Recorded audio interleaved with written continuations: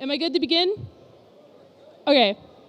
Hi, my name is Becky Button. I'm 17 years old, and as a function of my age, I have to take a selfie with my audience, so just bear with me for a second. I don't have a particularly new phone, but I need a selfie with my audience. Anyways, so I've been in the 3D printing game ever since in the 4th grade, and I saw my first 3D printer. But anyways, so I have a dream and a 3D printer. My dream is that we use 3D printing as a means to create assistive technology. But your dream may not be that way. It may be that you want to fix a shelf on your refrigerator, like Joel Telling did in one of his videos. This talk is going to be for anybody who has a problem and wants to solve it.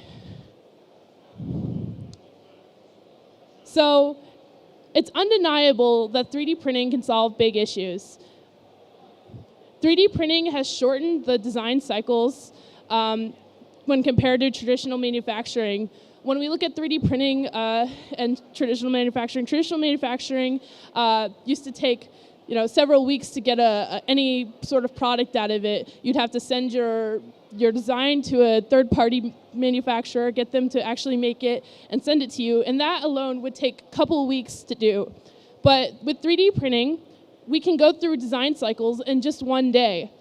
Not to mention that 3D printing is much cheaper than traditional manufacturing methods.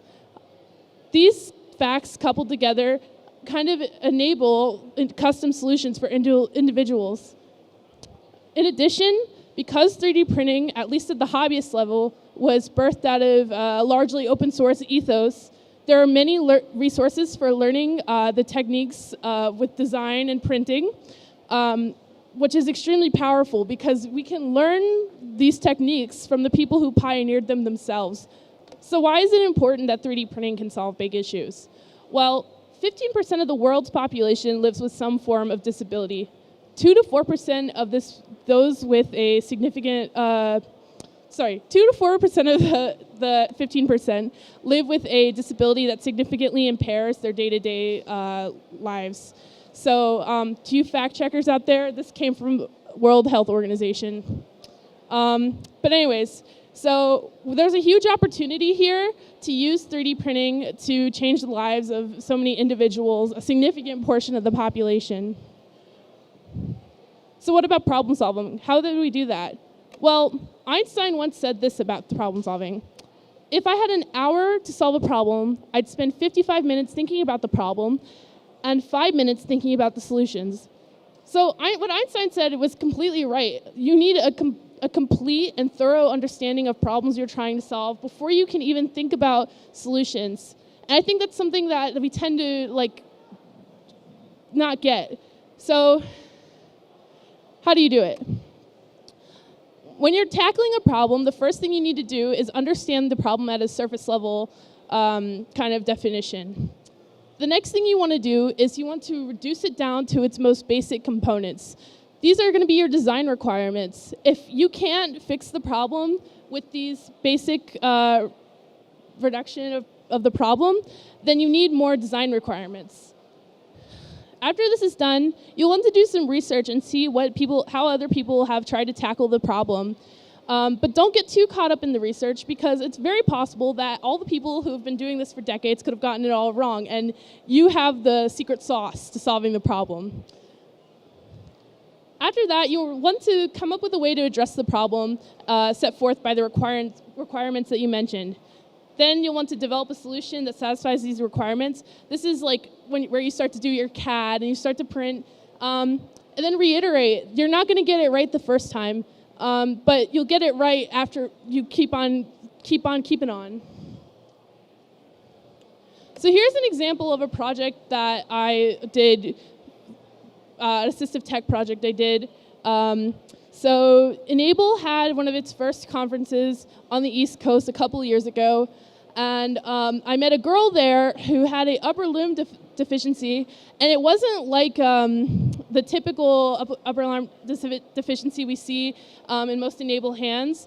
Most of them are made for people who have functioning wrists, but she had only a functioning elbow and a very small portion of her arm usable to make a prosthetic with. So that's okay. You can't really use a mechanically driven device for that, though. So what I ended up doing was using some sort of electrical signal to manipulate a motor so she could use her hand.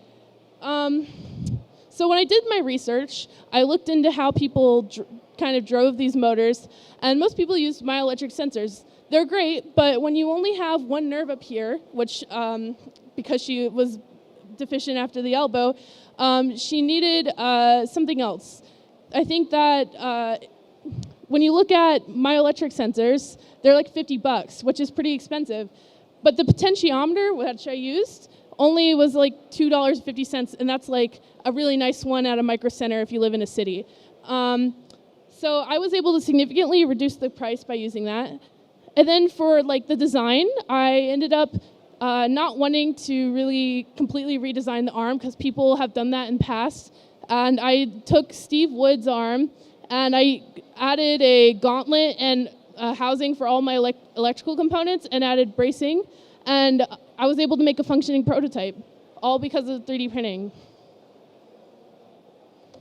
So the next example I have is I wanted to be able to see if I could take a stab at living like a blind person or somebody who's visually impaired. I wanted to see if I could change the way they could navigate through the world. So the problem boiled down to I need to get proximity without being able to see anything. So I made a list of components that I could use to get proximity. I ended up choosing an ultrasonic, and then I looked at components that I could use as outputs that I could map the ultrasonic value to, and I ended up choosing a servo motor. So what I did was I was able to scale the reading I was getting from the ultrasonic to the servo motor and completely house this with a 3D printed part and then eventually make it more ergonomic. This is it in its early stages. So the next example I have is I was at a hackathon and I met a woman who had COPD, and this condition significantly impacted her quality of life. She said that every time she went up and down an incline, she'd have to change the rate of the oxygen going to her portable oxygen concentrator, and this task would cause her significant. She would get exhausted. She would just from doing that. So she needed a way to remotely manipulate her machine so then she wouldn't have to expend so much energy doing that. So what I did during this hackathon, does this have a pointer? Okay, I'll just talk through it. So what I did was I first started with just a set of solenoids that I could place over the buttons and manipulate them. And that's what you see in the middle right picture. But that didn't work because when I ended up putting it on the machine, it didn't have enough surface contact, and it would move whenever we touched it. So I decided that wasn't very practical to use. So then I moved to the one above it, the one that's shaped like an L and it's pink, and it gave me more surface contact, but it didn't give me enough. So I ended up moving down to the right. You see how it's mounted, and it ended up working very well. But sorry, there's no problem. So that's it mounted with a tether, and so she was able to manipulate the buttons on a tether, which was really nice.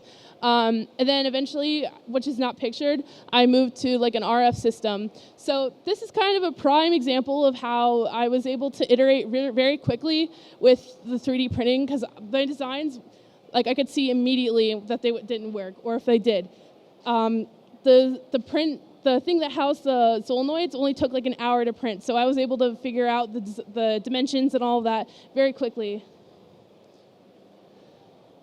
So all the problems that I talked about were pretty clear and concrete, but problems don't always present themselves like that. Sometimes there are things that we experience every day and we don't really frame them like problems, like this ice cream. Whatever the case may be with your problems that you're solving, just go forth and do. Are there any questions? Hey. Oh.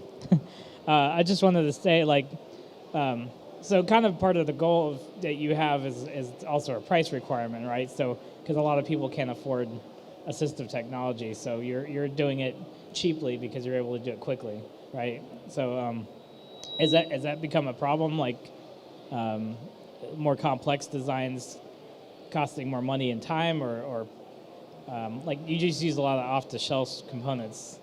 So I don't think that's really a question, but I just wanted to reiterate that that's part of it is the price. So, but that's pretty cool. I just wanted to come around the side because otherwise I'm going to cause feedback there. Yeah, so just to comment on that, one of the things I also wanted to make sure that everything was accessible. So I made like a GitHub, and I put all my files on there, and I shared some of it on Hackster. Actually, I shared all of those projects on Hackster because I think it's really important that once you have like a body of knowledge that you share it immediately, or share it, whenever, but share it. And another thing, and I think that making it cheap is also part of the things that makes it so accessible. And I think if you're going to expand to like places beyond like the West, like I think that like you need it to be cheap. Any other questions? No? Okay. Thank you.